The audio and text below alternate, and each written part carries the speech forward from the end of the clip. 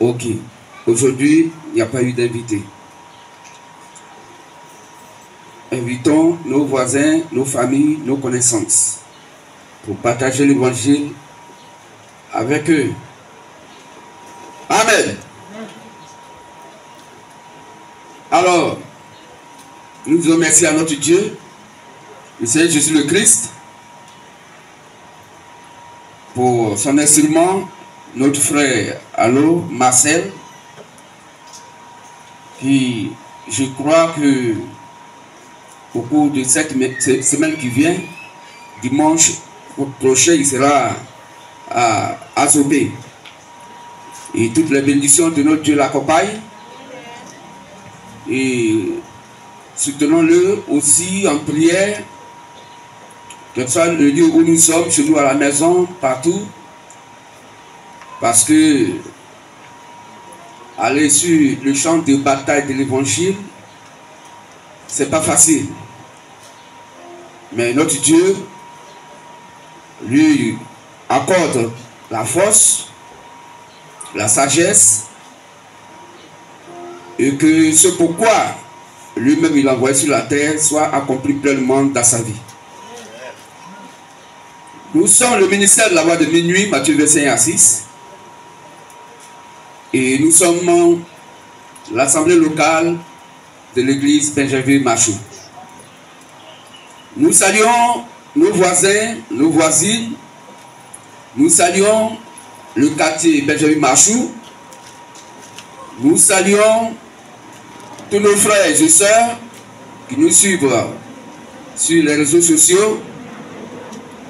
Nous saluons donc toute l'assemblée Benjamin Machou présente donc ici ce matin pour glorifier notre Dieu, le magnifier. Nous disons merci au grand Mère béni, que nous saluons abondamment de ce qu'il a ordonné ces 3 jours de culte spéciaux. Aujourd'hui dimanche 7 avril 2024 selon les humains est le dernier jour du programme. Après le culte normal de 9h à midi, le culte spécial donc démarre ce soir de 14h jusqu'à 16h. Alors soyons nombreux afin que nous puissions donc participer à ce culte spécial de notre Dieu. Que Dieu bénisse. Alors frères et sœurs, notre Dieu, depuis ces temps, nous donne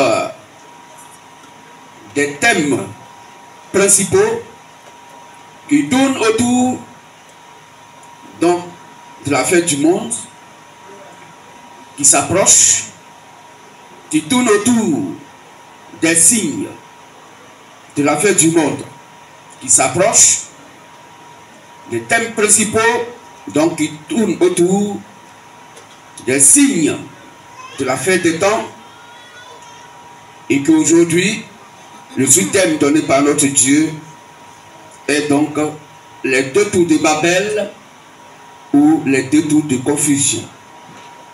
Ceci est le thème donc que notre Dieu va développer ce matin, qui découle du thème principal, les signes de la fin des temps.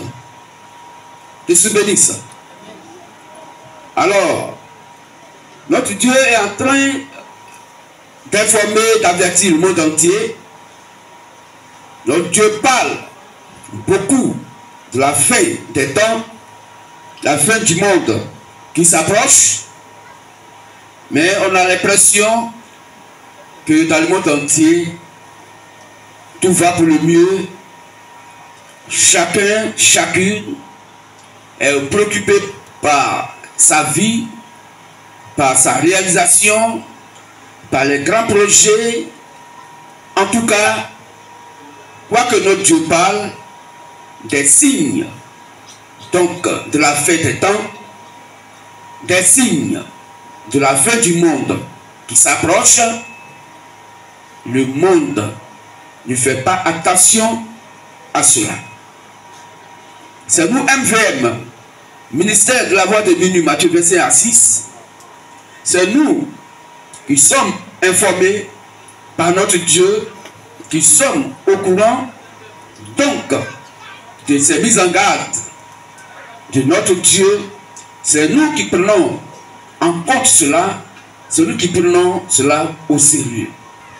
Que se bénisse. Frères, sœurs, la Bible, cette Bible est la vérité absolue qui vient du véritable et réel Dieu et qui s'accomplit chaque jour dans notre vie et surtout sur cette terre impie des humains. La Bible, la parole du Christ est la vérité absolue et qui s'accomplit chaque jour dans la vie des uns et des autres. Alors, regardez, frères et sœurs, comme Dieu avertissait les gens du temps de Noé, de par un seul individu, Noé, à lui seul, Dieu donnait son plan d'exécution. Mais au temps de Noé, les gens ont raisonné. Au temps de Noé, il y avait beaucoup de croyants. Mais au temps de Noé, les gens raisonnaient. Quand Noé leur parlait, ils ne croyaient pas à ce que Noé disait. Que se bénisse. Mais la Bible dit, au temps de Noé, quoiqu'il y avait des milliers de personnes sur la terre, la Bible dit que 8 personnes seulement ont été sauvées. Au temps de Noé, 8 personnes étaient sauvées. Alors que Jésus le Christ dit, dans Matthieu 24, verset 37, que le temps de Noé va revenir. Pour ce qui concerne les signes de la fête des temps, pour ce qui concerne les signes de l'avènement du Fils de l'homme, pour ce qui concerne les signes de la fin du monde qui s'approche, et dit le temps de Noé va revenir. Le temps de Sodome et Gomorrhe va revenir. Les gens mangeaient, buvaient, mariaient leurs fils, mariaient leurs filles. Et personne ne s'est mis en tête de ce que Dieu avait prévu faire. Au temps de Noé, Dieu a porté un grand signe de par le déluge qui a anéanti tous ces méchants-là. Au temps de Lot, à Sodome et Gomorrhe, Dieu a frappé ces deux villes de souffle et de feu qui descendaient du ciel. Et encore une minorité a été sauvée, à savoir Lot et ses deux filles. Que se bénisse. À cette époque encore, aujourd'hui, le vrai évangile, l'évangile du salut des âmes, le Dieu tout-puissant, tout-suffisant, le Saint-Esprit Père, aujourd'hui dans le corps de notre petit frère Zakba Dadi Etienne, parle et donc présente son plan d'exécution. Mais personne, le monde des humains, ne fait attention à cela. Personne ne prend garde à cela, si ce n'est le MVM. Que se bénisse. Mais la Bible dit, le temps, ces grands signes qui se présentent, si on n'a pas reconnu cela, nous serons donc surpris. C'est pourquoi notre Dieu nous montre les différents signes, pour que nos âmes puissent savoir et comprendre que les temps sont finis. Les temps sont terminés. Nous sommes à la fin des temps. Et nous devons aujourd'hui le savoir de par les signes. Même si la Bible nous en parle, et qu'on ne fait pas attention à ce que dit la Bible, alors regardons par les signes. Les signes peuvent être physiques, comme ça peut être des signes spirituels. Voici les deux points sur lesquels nous devons avoir le regard sur les signes de la fin des temps. Et aujourd'hui, notre Dieu nous parle des détours de Babel, qui sont les détours de confusion, qu'on doit aussi reconnaître par des signes, et qui marquent donc la fin des temps. Que Dieu bénisse. Nous allons lire d'abord Hébreux chapitre 1, verset 1. Pour qu'on puisse comprendre à quel moment la fin des temps, les derniers jours ont commencé. Parce que l'homme penserait que c'est aujourd'hui que notre Dieu parle de la fin des temps. Et si on doit comprendre la fin des temps, on n'a qu'à avoir le regard sur ce qui se passe aujourd'hui. La fin des temps a commencé depuis quand? Les derniers jours ont commencé depuis quand?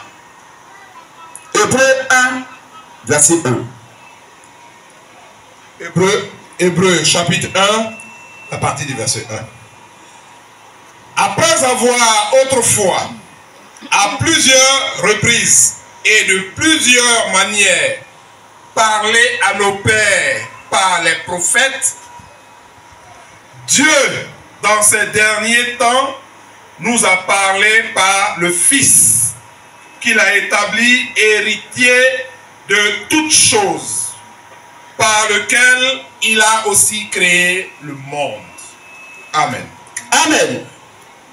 Donc notre Dieu dit ici que les derniers jours ont commencé depuis que le Seigneur Jésus-Christ est né. Physiquement sur la terre et puis des humains. Donc si nous devons comprendre la fin des temps, si nous devons comprendre les derniers jours, nous n'avons pas seulement le regard sur ce qui se passe physiquement aujourd'hui, au temps tel. Mais pour mieux comprendre cela aujourd'hui, il faut avoir le regard sur les derniers temps, sur les derniers jours, au moment où Jésus-Christ était sur la terre. Quels sont les signes que la Bible a donnés, a marqué, pour que cela soit notre instruction? Car selon la Sainte Bible, toute écriture est inspirée de Dieu, utile pour instruire dans toute la justice de Dieu. Selon 2 Timothée 3,16. Alors, depuis que Jésus-Christ était sur la terre, les détours de Babel se sont manifestés. Oui. Or, la Bible dit, notre Dieu dit que ces détours de Babel-là sont des détours de confusion. Pourquoi? Parce que l'idée qui amenait les gens à construire, donc la première tour de Babel, elle-même qui a accouché, qui a engendré 2 tours de Babel, qui étaient en son sein, la Bible dit que ces tours de Babel ont été construites par la pensée humaine satanique. D'où notre Dieu n'y était pas. Les tours de Babel n'ont pas été fait créer par les humains avec l'appui du Seigneur, avec sa volonté parfaite et positive, non. Mais la première tour de Babel que les hommes ont construit, la Bible dit, notre Dieu a envoyé la confusion au milieu d'eux. Quand il voulait avoir un même langage, il voulait avoir une même pensée, et faire une tour depuis la terre jusqu'à aller dans le ciel. Et notre Dieu confondit leur langage. Alors qu'ils avaient le même langage. Mais à la fin, notre Dieu a confondu leur langage. Que je bénis ça. Et c'est donc, frères et sœurs, cette tour de Babel là, dont notre Dieu parle aujourd'hui, c'était la première tour de Babel, la tour de la confusion, l'œcuménisme religieux est né de là, et l'œcuménisme politique est né donc de là. L'œcuménisme, c'est quoi? C'est l'assemblage, le rassemblement, le fait de dire par plusieurs personnes ayant un langage différent qui se mettent d'accord, qui se mettent donc, qui unissent une même idée pour dire désormais on va avoir un même langage, on va avoir une même idéologie, on va avoir la même pensée. Mais pour faire quoi? Quel objectif que cette tour de Babel a à atteindre? Je suis béni ça. La première tour de Babel qui a été conçue, créée par les humains, ils l'ont fait pour avoir leur propre nom. Il dit, prenons donc la terre, faisons des briques et construisons la tour. Prenons donc le bitume pour que ça ne serve de ciment. Et ils ont construit la tour. Mais Dieu vient et qu'est-ce qu'il fait? Au lieu de leur dire merci, au lieu de leur dire que vraiment ce que vous avez fait c'est bon, Dieu voyant que cette pensée qui a amené les humains à créer cette tour de Babel là était typiquement la pensée humaine satanique. Et l'objectif, c'était de détruire la parole du Créateur. C'est de détruire la parole du Christ. C'est de détruire l'évangile. C'est pourquoi de cette tour de Babel là sont nés à son sein se trouvaient les deux tours de Babel, l'œcuménisme religieux et l'œcuménisme politique. Que je bénis ça. Cette tour de Babel avait né deux enfants.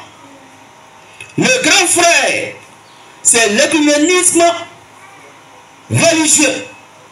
Et le petit frère, l'œcuménisme politique. Que je bénis ça. Pourquoi? Parce que le monde politique est influencé par le monde religieux. Vrai ou faux? Car tous les hommes politiques, toutes les femmes politiques sur la terre, chacune a un lieu de prière où elle va donc adhérer à une religion. C'est pourquoi l'œcuménisme religieux a de l'influence sur l'œcuménisme politique. Je suis béni ça. Je suis béni ça. Donc les deux tours de Babel aujourd'hui sont là. Et c'est le grand signe que notre Dieu donne pour que nous puissions comprendre que nous sommes à la fin des temps.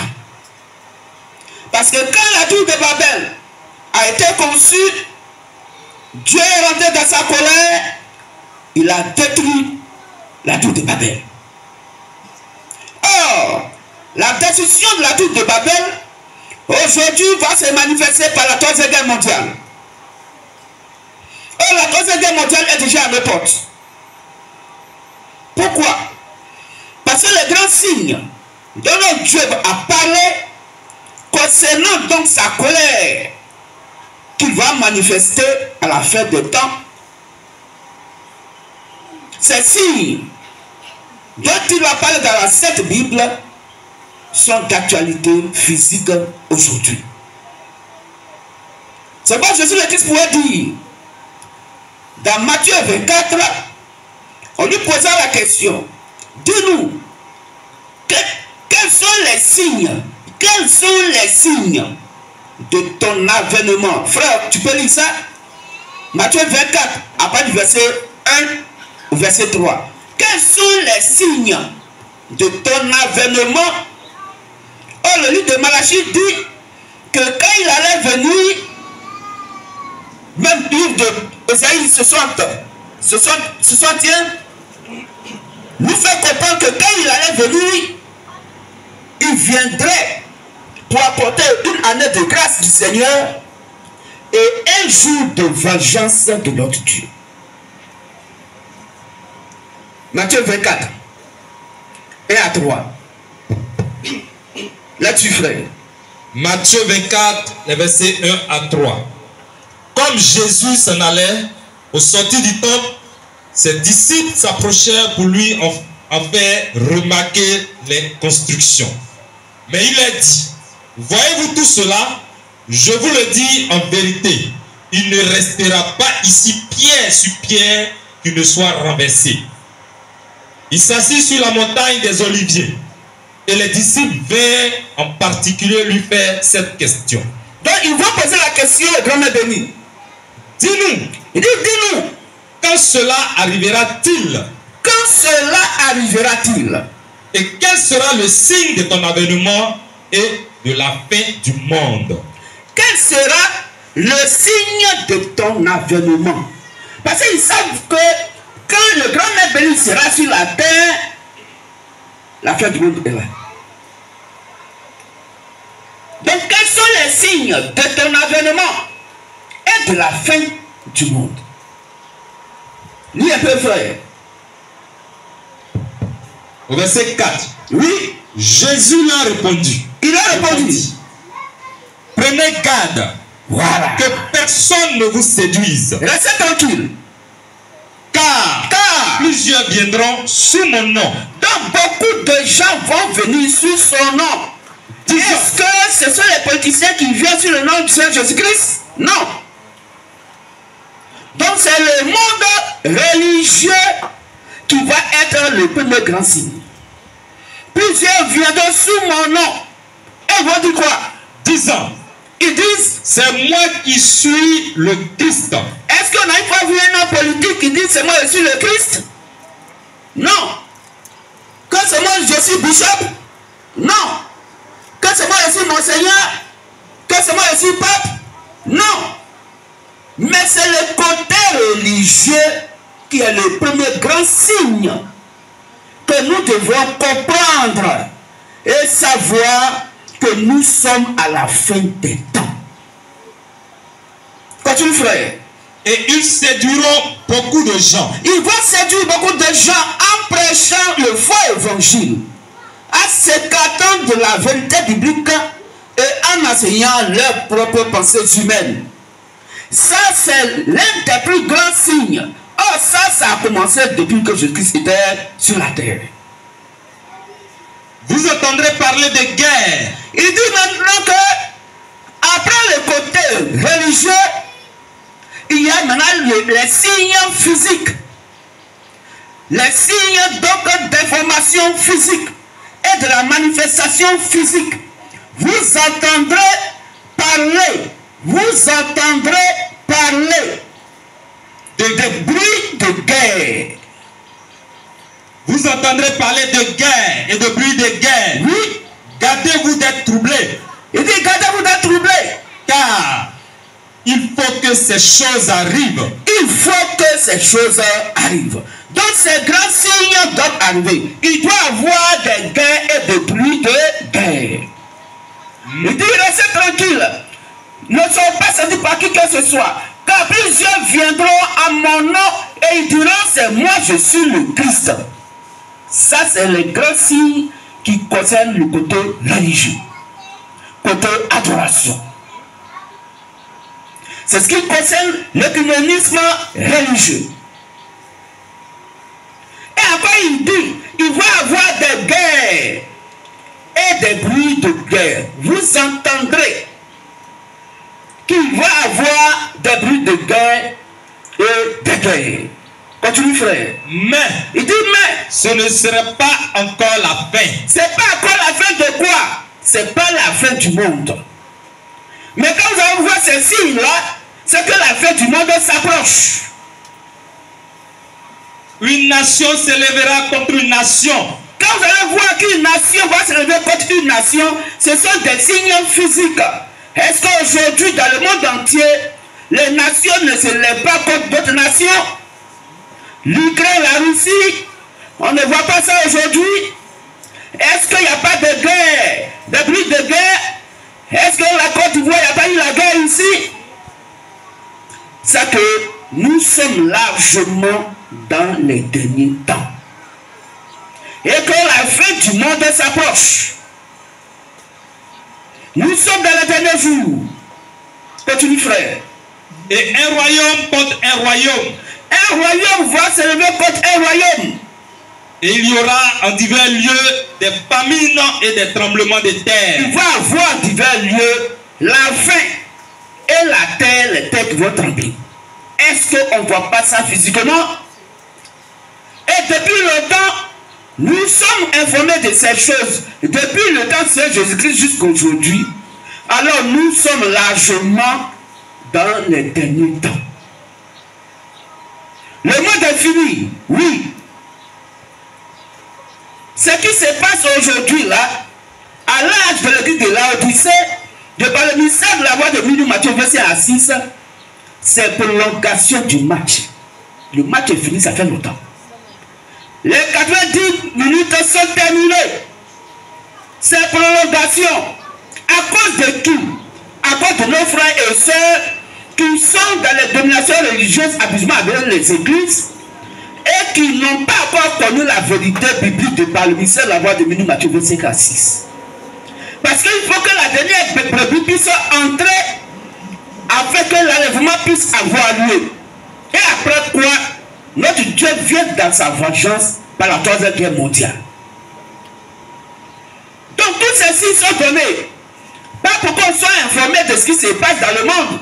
Non, mais Dieu pose ces ça pour qu'on puisse savoir que ce sont les signes donc, de la fin des temps que le Dieu a marqué dans la Bible afin que chacun et chacune puisse avoir le regard sur son huile, donc dans son vase, et de comprendre et savoir que sa lampe est constamment allumée, que l'évangile est constamment allumé dans ton cœur.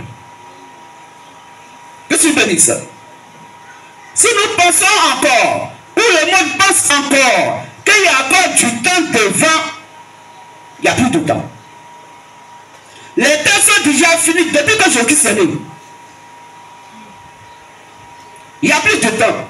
Il n'y a plus de délai. C'est quoi la Bible dit? Que après que l'évangile soit prêché par Matthieu 21 à 6, celui qui a condamné cet évangile, celui qui ne croit pas à Matthieu 21 à 6, qui ne croit plus jamais.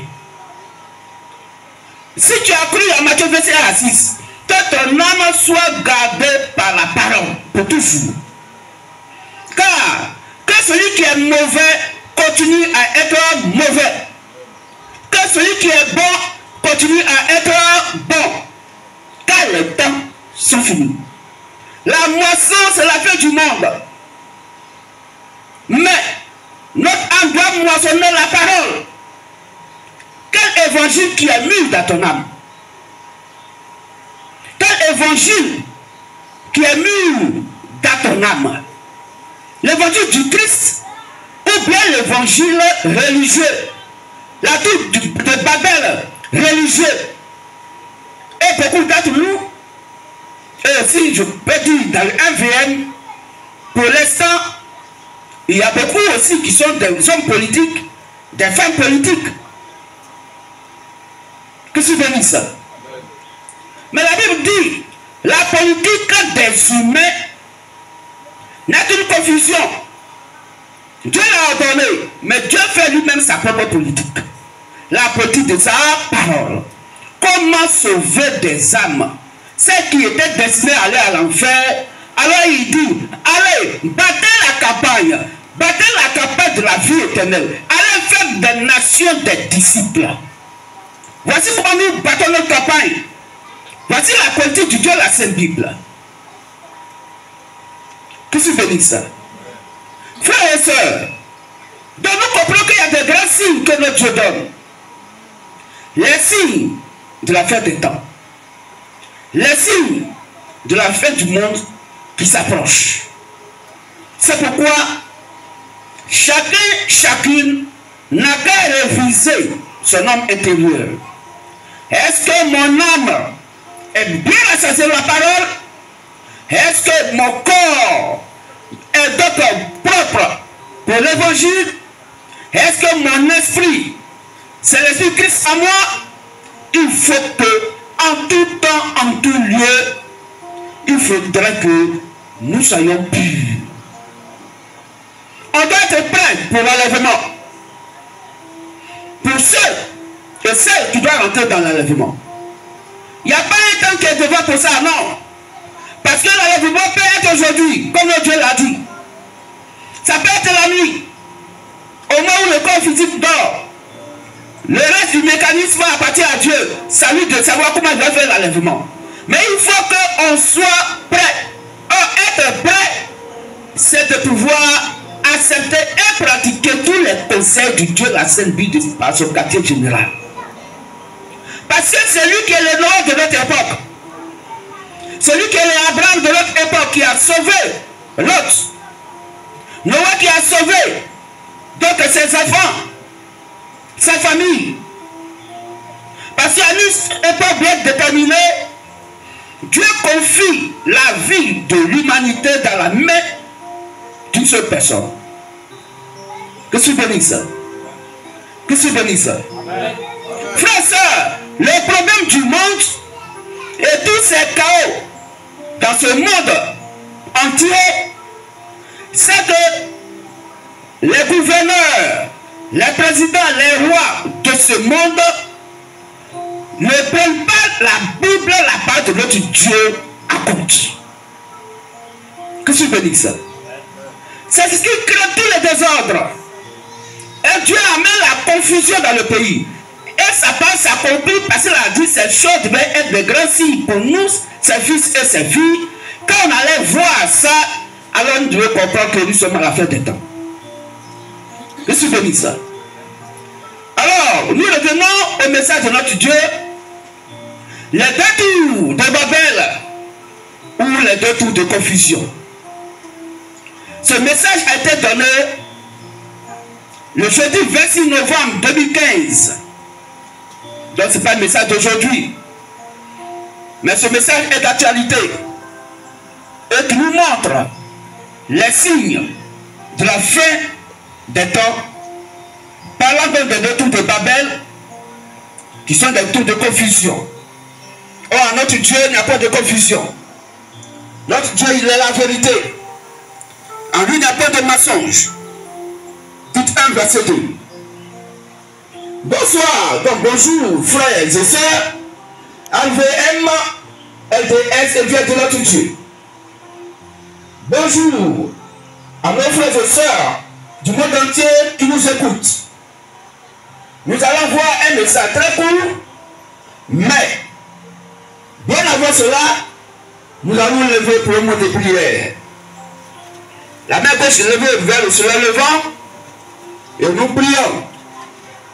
Merci Seigneur pour ta pure parole, pour la révélation de ta parole que nous recevons aujourd'hui. Amen. Que tu bénisses. On va s'asseoir un peu.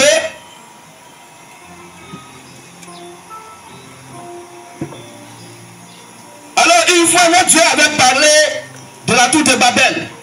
Il y a un message qui est là, la tour de Babel. Et ça c'est le deuxième message qui parle de la tour de Babel.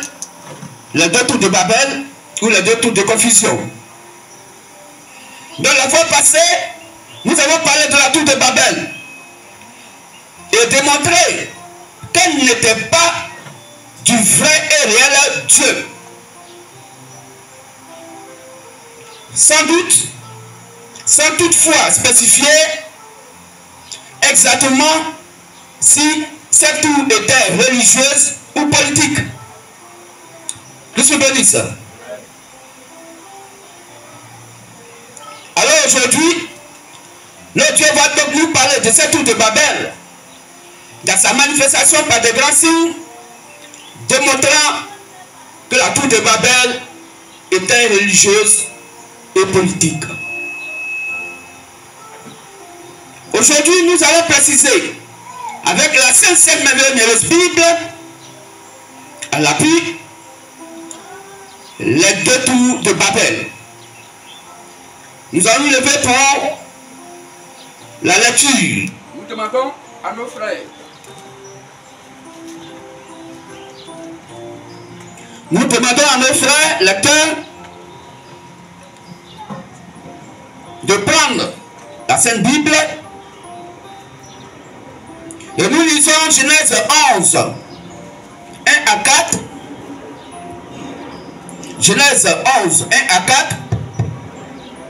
Nous allons lire aussi Matthieu 26, 59.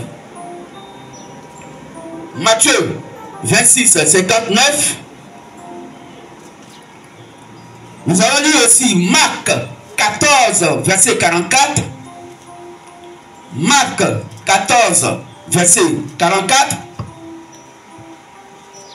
Marc chapitre 14, verset 44. Nous allons lire aussi Luc 22, verset 66. Luc 22, verset 66. Et le dernier verset, Jean 11, verset 47. Jean 11, verset 47.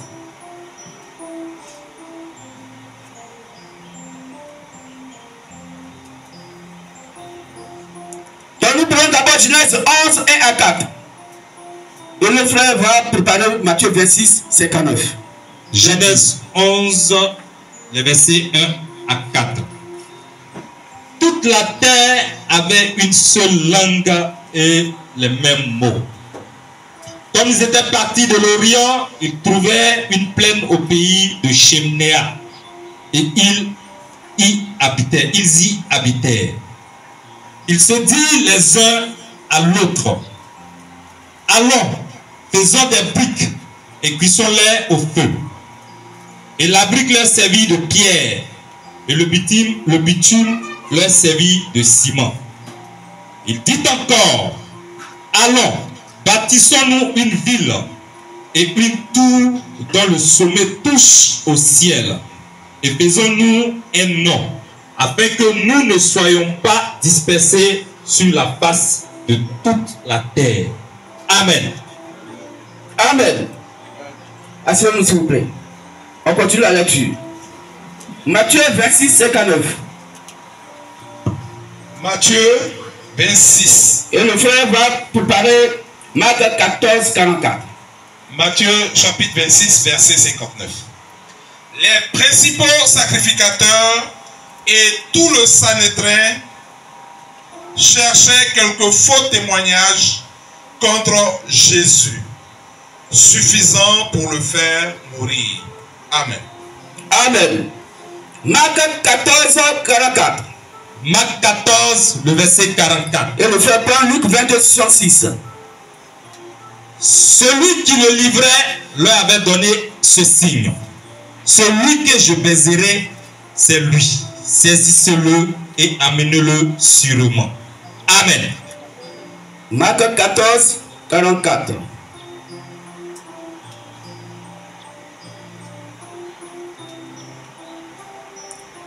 Le frère, tu lis Luc 22, 66.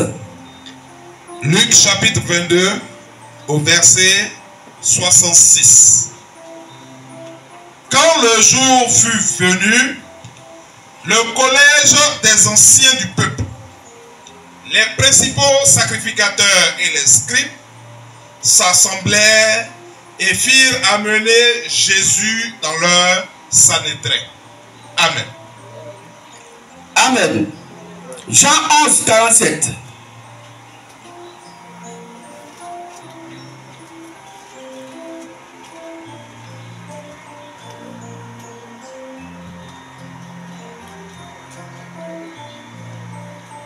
Jean 11, le verset 47.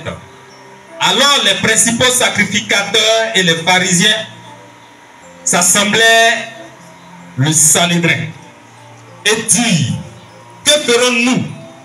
Car cet homme fait beaucoup de miracles. Amen. Amen. Faut lire Marc 14, 14, frère. Au de 44.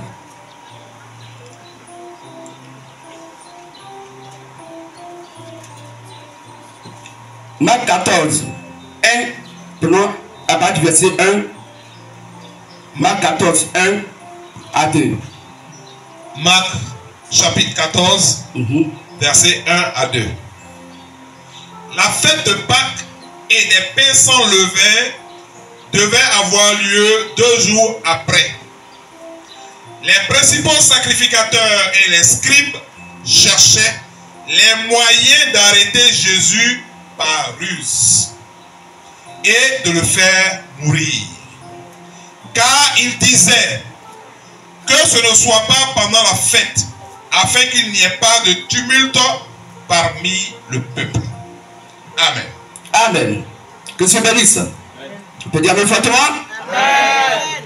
Alors regardez, quand c'est Jésus le Christ, merci le autant tu sais Jésus le Christ, les principaux sacrificateurs, les docteurs de la loi, tout le Sanhédrin avait un seul but, avait un même langage. Les scribes, les pharisiens, des gens qui n'ont pas la même doctrine, c'était qui croient à la résurrection des morts. D'autres disent non, Jésus n'est pas ressuscité. Mais en son temps, la Bible dit que les principaux sacrificateurs et tout le Sanhédrin, tout le collège des anciens se sont mis en accord pour chercher le Seigneur Jésus le Christ et le faire mourir. Voici le but que veut atteindre les deux tours de Babel. La tour de Babel politique et la tour de Babel donc spirituel, religieux. Que je bénisse. Prenons Jean 16. Avant le verset 1 à 3, frère, on va vérifier quelque chose.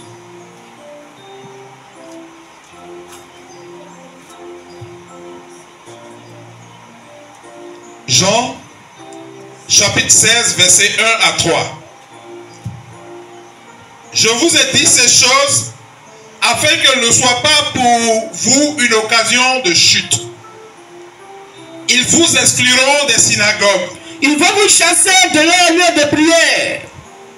Et même l'heure vient où quiconque vous fera mourir, oui, pourra rendre un culte à Dieu. Vous voyez? Non seulement ils vont vous chasser de leur lieu de prière, vous appelez les églises, mais ils vont vouloir vous tuer, ils vont vous tuer. Et ils vont croire qu'en vous tuant, c'est là qu'ils sont en train de rendre un culte agréable à Dieu. Que je bénisse. C'est ça, frères et sœurs. Les deux tours de Babel, la tour de Babel religieuse, qui va contre la doctrine, contre Christ, les principaux sacrificateurs, tout le Sanhédrin, le conseil des anciens, mais c'était des gens qui étaient avertis. Selon Isaïe 7,14, que la Vierge mettra au monde un fils. Et la fois qu'elle est venue, il s'appellera Emmanuel. Donc ils attendaient le Seigneur Jésus le Christ. Mais depuis que le dernier prophète de l'Ancien Testament est parti, il y a eu presque plus de 2000 ans où il n'y a pas eu un prophète en Israël. Jusqu'à ce que Jean-Baptiste ne vienne. Or, ils sont conscients que le peuple de Dieu est conduit par les prophètes. Qu'est-ce que dit ça? Et si c'est par le prophète qui a la révélation, alors que la Bible dit la révélation de tes paroles est claire. S'il n'y a pas le prophète pour éclairer le peuple avec la parole de Dieu, le peuple est constamment dans les ténèbres, dans les mensonges. Ils sont sans Dieu.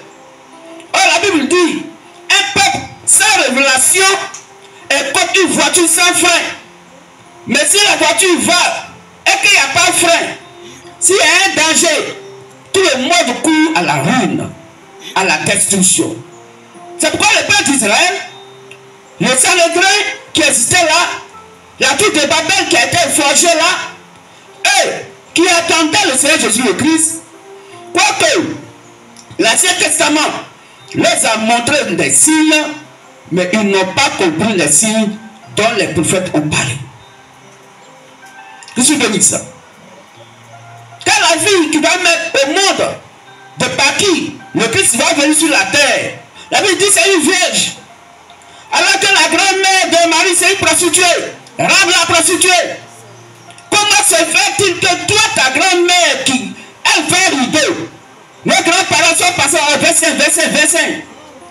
Et c'est toi qui dis, c'est de par toi que le Dieu que nous attendons, c'est toi qui dis que ce Dieu-là. Non. Fais attention petit. Voilà la tour de Babel, le religieux qui parle. Fais attention petit. Parce que tu as en face de toi le Sanhédrin, le conseil des anciens. Tu as en face de toi le grand sacrificateur du Dieu très haut. Mais si on rentre même dans la manière toi-même tu es né, attention un petit. Fais attention hein. C'est pas ton fils de Joseph. Mais comment Joseph peut, dans ta ancienneté Marie, elle prend ta grossesse avant le mariage? Mais les deux étaient seulement des fiancés. Or ici en Israël, on ne peut pas donc faire avoir avec une femme qu'on n'a pas dotée. Mais si tu l'as fiancée, tu ne couches pas avec elle. Tu as un enfant comme ça, né de relations sexuelles illégitimes, selon donc la loi de Moïse, toi tu as dit que c'est toi tu es Dieu. Quel blasphème! Vous voyez, ils ne l'ont pas reconnu. Ils n'ont pas reconnu. C'est ce Sanhédrin là, aujourd'hui qui existe, à notre époque, qui a le conseil religieux, l'écuménisme religieux. Et pour les reconnaître, Dieu va poser des actes sur la terre à notre époque. Quand notre Dieu va accomplir des versets bibliques pour qu'il y ait des guerres, des bruits de guerre, des familles, quoi que ce soit, vous allez les voir, ils vont se réunir. Pourtant, ils ont des doctrines différentes, mais pour aller contre la parole, ils vont avoir un même langage. C'est pourquoi ils disent, ayons un même langage. Lors de la construction de la tour de Babel, ils disent, ayons un même langage. Le monde entier avait le même langage. Le monde de Satan avait le même langage. Ils avaient donc leur écuménisme. Une seule décision à prendre. Et aujourd'hui, frères et sœurs, à notre époque, l'écuménisme religieux existe, l'écuménisme politique existe. L'écuménisme religieux, c'est que les hommes aujourd'hui, c'est-à-dire hommes de Dieu, ont décidé d'avoir une religion commune. Oui. Un gouvernement donc mondial où chaque pays dans le monde entier est dirigé par un seul gouvernement mondial. Voici encore les signes de l'écuménisme politique. La religion aussi se met ensemble pour dire ils vont avoir un même évangile. Tant qu'ils soient différents, ils vont avoir un même langage. De telle sorte que si tu n'es pas d'accord en ce moment-là avec l'église catholique romaine, mon frère, ma soeur, tu ne peux pas tomber sur la terre. Parce que la Bible dit dans le livre d'Apocalypse 18 que toutes les religions se disant chrétiennes sur la terre, église baptiste, église évangélique, église ça, église avec ajout, tout ce qu'on connaît sur la terre aujourd'hui sont les filles de l'église catholique romaine. Quand le temps sera arrivé, elles vont s'associer à leur mère pour faire la guerre aux saints et aux témoins du Seigneur Jésus le Christ. Qu'est-ce que je veux dire ça? Ce sont les signes. Donc, les derniers jours dans lesquels nous sommes, les deux tours de Babel sont là. L'économisme religieux est là. L'économisme politique est là. Même à Côte d'Ivoire, on a vu ça. Il y a eu plusieurs partis politiques qui existaient, différents donc l'un de l'autre. Mais à un certain moment, ils se sont rassemblés. On connaît aujourd'hui à Côte d'Ivoire, il y a RSDP qui existe. Vrai ou faux? Mais au début, chacun avait sa vision. Il dit non, ayant une même vision. Ce sont des grands signes dont notre Dieu parle. L'écuménisme religieux. Et quand viendra où toutes les dominations religieuses sur la terre, de parler catholique romaine, vont dire, maman, on était tués, mais maintenant on est arrivé à la maison. Pardonne-nous, donne-nous les autres. Il dit, allez-y, faites la guerre au MVM et à la RTS. Qu'est-ce que c'est ça? Les temps sont terminés. C'est pas frère. Tous les conseils que le Dieu nous donne, pour nous ça aussi mieux. Qu'est-ce que c'est ça?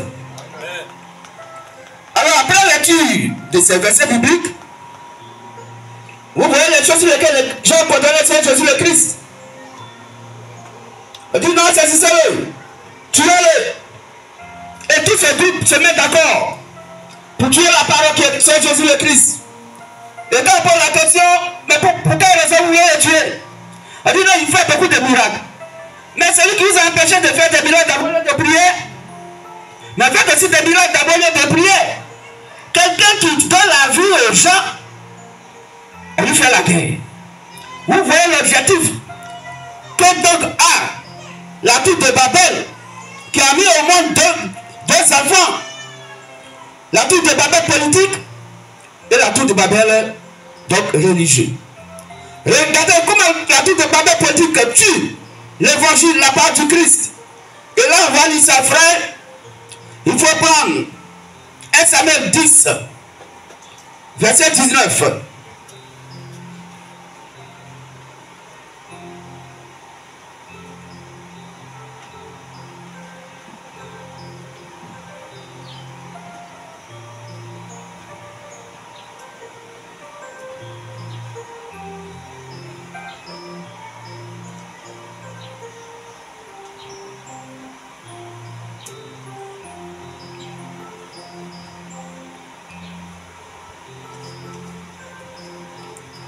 Tu as eu?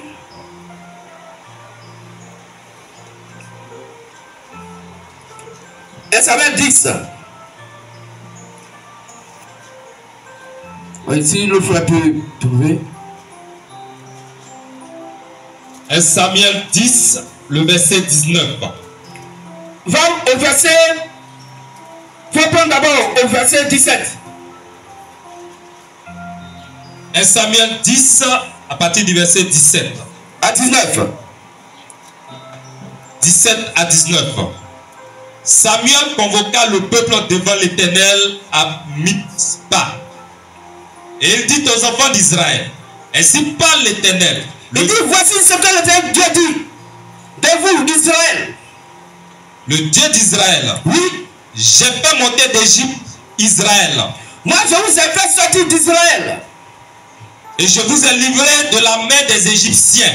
Et je vous ai libéré de la main des Égyptiens. Et de la main de tous les royaumes qui vous opprimaient. Et de tous les royaumes qui voulaient vous détruire. Et aujourd'hui, vous rejetez votre Dieu. Vous rejetez votre Dieu. Qui vous a délivré de tous vos maux. Qui vous a délivré de tous vos problèmes. Et de toutes vos souffrances. Et vous lui dites. Établis un roi sur nous. Établis un roi sur nous. Nous ne voulons pas un roi qui est Dieu. On ne veut pas un roi au travers d'un prophète. Dieu est dans un prophète pour nous conduire, non. On ne veut pas que Dieu lui-même nous conduise. Mais il faut établir sur nous un être humain politique qui puisse nous conduire. La tour de Babel politique. Quand elle agit, elle amène le peuple à se détourner du véritable et réel Dieu. Et quand les choses se font ainsi, alors vous avez rejeté le véritable réel Dieu pour épouser la personne humaine qui est la tour, donc politique et religieuse. Continue, frère. Présentez-vous maintenant devant l'Éternel, selon votre tribu et selon vos milliers. Amen. Amen. Donc voici ce que dit la Sainte Bible. Dit vous rejetez votre Dieu qui vous a délivré de tous vos maux, de toutes vos souffrances, et vous lui dites établis un roi sur nous. Christ vous bénisse. Alors frères et sœurs, les deux tours de Babel sont donc d'actualité aujourd'hui. Pour comprendre les deux tours de Babel d'aujourd'hui, nous allons considérer l'idée qui a poussé les anciens et le premier peuple à faire la tour de Babel. Quelle idée qui les a poussés à faire la tour de Babel? Et considérer comment le monde était à l'époque. La première idée était de former une union pour faire une seule et unique nation puissante et grande. Voici la première idée qui les a poussés. Pourtant, nous savons que selon Matthieu 16, 23, toute pensée ou toute idée humaine est celle de Satan. Ce qui les a poussés est que le monde entier avait le même langage et la même langue et les mêmes mots. Aujourd'hui encore, le monde entier cherche à avoir les mêmes mots et les mêmes phrases. En voulant créer des lois communes à tous les pays. Et c'est le but que l'ONU veut atteindre. ONU veut dire Organisation des Nations Unies. Donc toutes les nations du monde entier doivent avoir le même langage, doivent avoir les mêmes lois, d'avoir donc la même idéologie. C'est pourquoi il y a des chartes, des lois qui sont votées par l'ONU pour qu'il n'y ait plus de guerre, des organismes sur la terre, pour qu'il n'y ait plus la famine, la faim.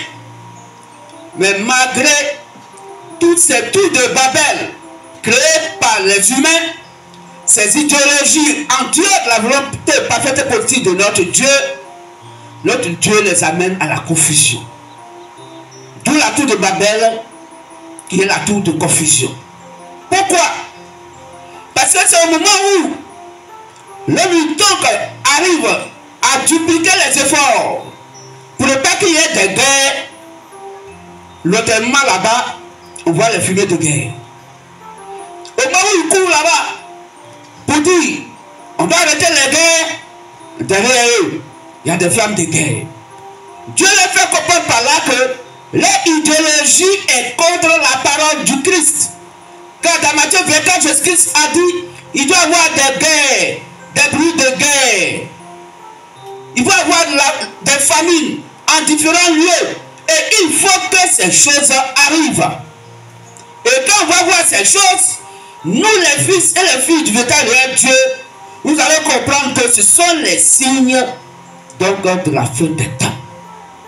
Afin que chacun se prépare par rapport à l'évangile et de savoir si sa lampe qui est la parole de Dieu dans son cœur est constamment allumée. Si tu es en retard, que ta lampe n'est pas encore allumée, alors allume ta lampe, allume l'évangile, allume le Christ en toi, afin que tout ton être soit éclairé par la parole du Christ. Depuis ton âme, ton esprit et ton corps. Que tu bénisses. Donc frères et sœurs, l'ONU est créée pour éviter des calomnies sur la terre, des guerres, des bruits de guerre. De par l'ONU est sorti l'UNICEF pour que la santé, tout le monde soit en bonne santé.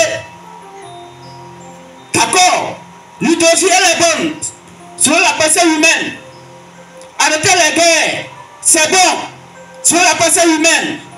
Mais la Bible dit, et elle se cite, quand les hommes diront paix et sûreté, alors une ruine soudaine les surprendra comme les douleurs de l'enfantement surprend la femme qui est enceinte. Pour que l'être humain puisse comprendre que les signes dont Dieu a parlé, il n'y a aucune organisation terrestre qui puisse donc stopper cela. Car notre Dieu veut sur sa part pour l'exécuter. Donc au fur et à mesure que les hommes construisent la tour de Babel, de par leur pensée humaine, créent telle organisation pour freiner telle activité ou pour freiner telle ou telle chose, alors que le Dieu dit que la chose doit se faire, toute personne qui a cette pensée peut contrecarrer ce que la Bible a dit, construire la tour de Babel. Pourquoi? Parce que tu veux remplacer ce que Dieu a dit par ta propre idéologie. Ils ont construit la tour jusqu'au ciel. Oh, la Bible dit, notre Père qui est aux cieux, c'est pour détourner la vérité biblique, pour imposer la pensée humaine sur la terre. Et les gens vont s'associer et être d'accord pour dire il y a un même langage sur ce principe. C'est ce que la Bible appelle la tour de Babel. Qu'est-ce que vous ça? Alors, frères et sœurs, cette tour de Babel, là, pour la comprendre, il faut la comprendre sur ce point. Donc, toute pensée ou toute idée humaine était celle de Satan. C'est lui qui les a poussés. Et que le monde entier avait le même langage et la même langue et les mêmes mots. Aujourd'hui encore, frères et sœurs, le monde entier cherche à avoir les mêmes mots, donc les mêmes phrases, en voulant créer des lois communes à tous les pays, et c'est le but de l'ONU. On parle donc d'un monde planétaire, d'un gouvernement mondial. C'est le grand signe. Un gouvernement mondial. Tous les pays du monde entier vont avoir un seul gouvernement. Quand il y a les États-Unis d'Amérique, il faut avoir les États-Unis du monde entier. Et vous allez voir, quand ces grands signes vont s'accomplir, parce que ces signes sont déjà en route et en mouvement, le monde politique sera gouverné par le monde religieux, par la tour de Babel religieuse, à savoir l'Église catholique romaine. C'est elle qui pilote la tour de Babel politique. C'est elle qui gouverne la tour de Babel politique. C'est l'Église catholique romaine qui est la tour de Babel religieuse, qui a inventé la tour de Babel politique. Car ses bons fils et ses bonnes filles sont dans la tour de Babel politique. Or, chaque enfant doit obéir à son père et à sa mère afin d'avoir donc une longue journée donc, sur la terre. Que tu bénisses. Donc, elles vont obéir à leur mère, l'éducateur romaine, pour appliquer ce qu'elle les enseigne à la maison dans la tour de Babel politique. Et le monde va créer un gouvernement mondial. Frères et sœurs, la tour de Babel politique ne peut réussir sans la tour de Babel religieuse. Car la religion englobe beaucoup de personnes par rapport aux partis politiques. Exemple, la religion catholique romaine, se disant chrétienne, englobe le 1/3 de la population mondiale. Tous ceux qui sont dans l'église catholique romaine, dans le monde entier, représentent 1/3 de la population mondiale. Si on divise la population mondiale en 3, une partie appartient uniquement à l'église catholique romaine. Et les deux autres là, c'est toutes les autres nations religieuses. Les bouddhistes, musulmans, les autres religions qui existent sur la terre. C'est pourquoi la Bible nous dit, si nous sommes donc 6 milliards de personnes sur la terre, elle a 2 milliards de personnes. Si nous sommes 6 milliards, actuellement nous sommes là combien? 6 milliards. 7 milliards. Voilà. Donc, si nous sommes 7 milliards, donc 6 milliards, l'Église catholique remet dans le monde entier englobe elle seule 2 milliards. Vous voyez pas ces nombreux? Je suis bénisse. Et on va lire ça dans Apocalypse 12, verset 4. Là-dessus, frère. Apocalypse 12, verset 4. Donc le monde est fini. Nous sommes dans les derniers temps. Parce que physiquement, nous comprenons par les Saintes Écritures qu'ils sont les plus nombreux. Et c'est eux qui influencent le monde entier. De par des fêtes sataniques que l'Église catholique romaine donc fait faire au monde entier. Aujourd'hui, le monde entier, sauf le MVM, la RDS, le monde entier fait la fête de Noël, créée par l'Église catholique romaine. Et cette fête-là est rentrée dans la fête politique. Tous les politiciens du monde entier, n'importe qui sur la terre, aujourd'hui fait la fête de Noël. Ce sont les derniers signes. Ce sont les grands signes. Voilà comment le côté religieux a de l'impact sur le côté donc physique, à savoir politique. Les fêtes de Saint-Valentin, c'est du cadeau romain qui a envoyé. Les fêtes des mères, fêtes des morts, Toussaint, toutes ces fêtes sataniques-là, c'est du cadeau romain qui a envoyé ça sur la terre. Et le monde politique met ça en exergue, prend ça en considération. Et quand il y a ces fêtes-là, le monde politique dit, il ne faut plus qu'on va travailler dans le pays, que de tel jour, à partir du 18 décembre jusqu'à janvier, fête, il n'y a plus de travail. Est-ce qu'on ne veut pas ça sur la terre aujourd'hui? La Bible dit, nous sommes à la fin des temps. Au moment où on fait fête de Noël, là, on est déjà, ce sont les signes de la fin des temps. Est-ce qu'on comprend mieux? Amen. Donc nous vivons déjà la fin des temps. Là-dessus, frère. Apocalypse 12, le verset 4. Sa queue entraînait le tiers des étoiles du ciel. On remonte au verset 1. Au verset 1. Et à 4. Un grand signe parut dans le ciel. Donc Dieu parle maintenant par le signe. Il dit un grand signe parut dans le ciel. Une femme enveloppée du soleil. Une femme enveloppée du soleil. La lune sous ses pieds. La lune sous ses pieds. Et une couronne de 12 étoiles sur sa tête. Celle-là, ce n'est pas une femme normale. Ce n'est pas une autre femme qu'on connaît sur la terre. Elle était enceinte. Elle était enceinte. Et elle criait. Et elle criait. Étant en travail et dans les douleurs de l'enfantement. Oui. Un autre signe parut encore dans le ciel. Oui. Et voici, c'était un grand dragon rouge. Un grand dragon rouge. Ayant 7 têtes. 7 têtes. Et 10 cornes. Et sur ces têtes, 7 diadèmes. 7 diadèmes. Sa queue entraînait le tiers des étoiles du ciel. Sa queue entraînait un tiers des étoiles du ciel. Et les jetait sur la terre. Le dragon s'était devant la femme qui allait enfanter, afin de dévorer son enfant lorsqu'elle aurait enfanté. Merci frère. Amen. Dans la Bible dit, la queue du dragon rouge entraînait un tiers des étoiles qui étaient dans le ciel. Or la Bible dit, les étoiles c'est le peuple. Les étoiles sont les fils, les filles.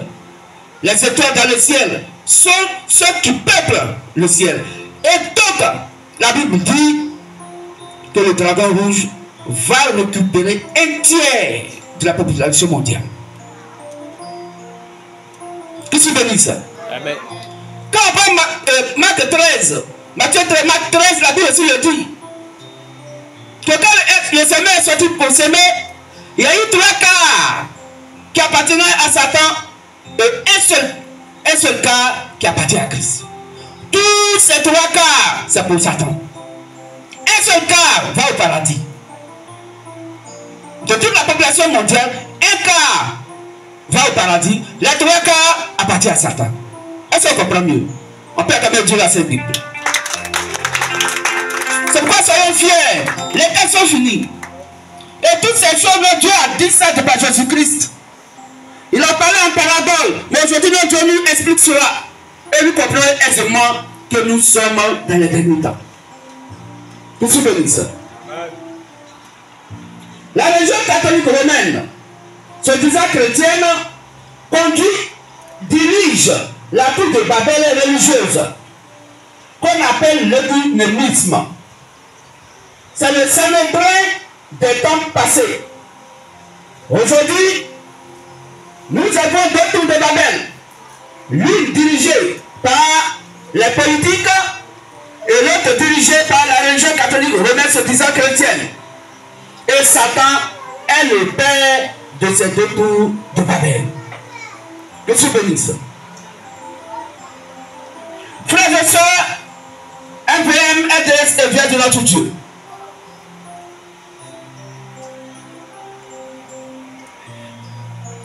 La religion se disant chrétienne, de la même manière que le véritable et réel Dieu a détruit la première tour de Babel, il détruira les 2 tours différentes, la tour de Babel d'aujourd'hui, à savoir la tour de Babel religieuse et la tour de Babel donc politique. Que Dieu bénisse. Le véritable Dieu va les détruire par la 3e guerre mondiale. Le véritable Dieu va détruire ces 2 tours, la tour de Babel politique et la tour de Babel religieuse. Le côté religieux est géré par l'éducation romaine et la tour de Babel politique gérée par les politiciens. Mais eux, ils seront influencés par la tour de Babel religieuse, par l'Église catholique romaine. Qu'est-ce que c'est ça? Donc notre Dieu va donc détruire ces 2 tours de Babel par la 3e guerre mondiale, qui est déjà à notre porte. Et la 3e guerre mondiale est inévitable. Elle est à nos portes. Elle pourrait commencer par, ou en Afrique, vous voyez un message de 2016, je crois, 2015. Mais le message est d'actualité. Aujourd'hui en Afrique, les mouvements politiques, la Russie qui vient en Afrique, le monde politique mondial qui est bouleversé, parce que la 3e guerre mondiale est là. Chacun qui aiguise ses bombes atomiques, certains qui se lèvent et qui essaient leurs bombes atomiques Il passe dans l'espace aérien de l'autre pour lui dire, est-ce que tu vois ce que j'ai? Tu bavardes, je fais tomber sur ta tête. Ce sont les grands signes de la fin du monde. Parce que la troisième guerre mondiale est déjà là. Chaque pays est prêt. Mais peut-être ce qui les retient, la Bible dit, c'est nous le FVM. Parce que l'épouse est encore sur la terre.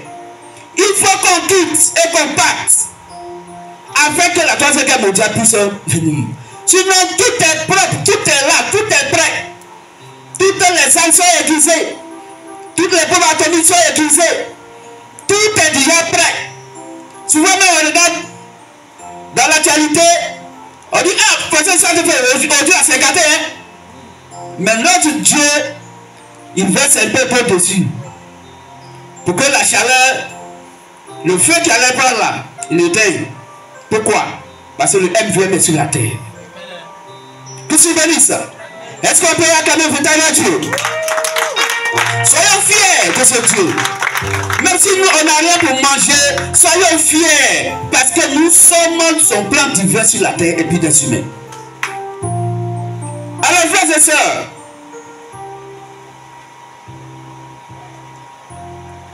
le vétérinaire Dieu va détruire ces deux tours par la troisième guerre mondiale. La troisième guerre mondiale est inévitable. Elle est à nos portes. Elle pourra commencer par où? En Afrique, voire par où? En Côte d'Ivoire. Christ vous bénisse. Conclusion. Le Dieu créateur de ce monde n'a jamais voulu d'un gouvernement dirigé par les humains. Selon 1 Samuel 10, 19 que nous avons lu tout à l'heure. Où les gens, en rejetant le Dieu de Samuel, en rejetant le gouvernement de Dieu, de par Samuel, Dieu dit laisse-les. Si tu as rejeté, c'est moi qui les ai rejetés. Et ça a été une confusion. Le roi que Dieu les a donné s'appelle Saül. Il n'y a pas un enfant qui soit plus beau que lui dans tout Israël. Il n'y a pas un enfant qui soit plus grand que lui dans tout Israël. Ça dit même, sa corpulence impose. Tu le vois, tu dis, voilà, ça c'est un garçon. Côté beauté, il a fini avec ça. Oh, la Bible dit dans Ézéchiel 28 que Satan est parfait en beauté. Donc Dieu les a envoyé un gouverneur démon. Comme c'est un homme vous voulez, qui doit vous gouverner. Alors je vous envoie celui que vous voulez. Mais voici ce qu'il va vous faire. Il va prendre vos jeunes filles. Il va faire de ce qu'il veut. Dans vos plantations, vos nourritures, il prendra comme il veut. Il va voir vos jeunes enfants en guerre comme il veut. Et vous les mettre à votre cœur de lui obéir. Parce que vous préférez le gouvernement humain et vous rejetez le gouvernement de Dieu. Est-ce qu'on comprend mieux? La tour de Babel. Que tu bénisses. Venons Dieu. Le créateur de ce monde n'a jamais voulu d'un gouvernement dirigé par les humains. Il a toujours dirigé son peuple par un prophète majeur. D'où aujourd'hui, c'est le MVM qui doit gouverner le monde entier si on veut la paix durable de notre Dieu. Mais qui peut accepter ça? Avec leur tour de Babel, il faut que cela soit cassé par la prédication de l'évangile. Afin que nos frères et sœurs qui sont dans les prisons, abusement appelées les églises, puissent rentrer dans la bergerie de notre Dieu. Dans la Sainte Merveilleuse Bible, il n'est parlé nulle part d'un gouvernement mondial, ni d'un groupe de religions avec des différentes doctrines. Il n'existe pas de chrétiens catholiques dans la Bible, de chrétiens assemblés de Dieu. Il n'existe pas de méthodistes. Il n'existe pas dans la Bible de pentecôtistes. Il n'existe pas dans la Bible de protestants. Selon la volonté parfaite de notre Dieu. De même, il n'y a pas l'église évangélique et il n'y a pas d'église non évangélique dans la Sainte Merveilleuse Bible. Le communisme est la pensée de Satan. Fuyons-la. fuyant la Babylone religieuse et la Babylone politique qui sont les deux tours de Babel. La tour de Babel religieuse et la tour de Babel politique. Les deux tours de Babel appartiennent à Babylone la Grande. Que le véritable Dieu nous bénisse. Rappelez-nous notre slogan. Le progrès est notre objectivité.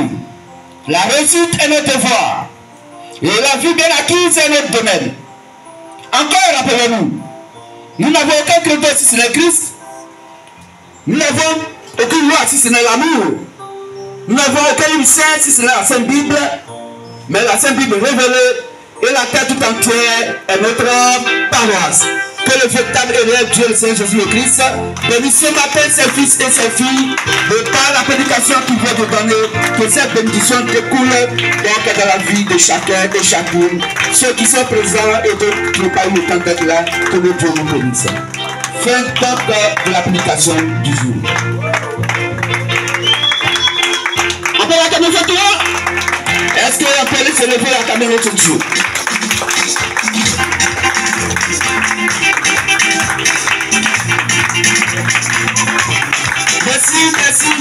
Merci à vous.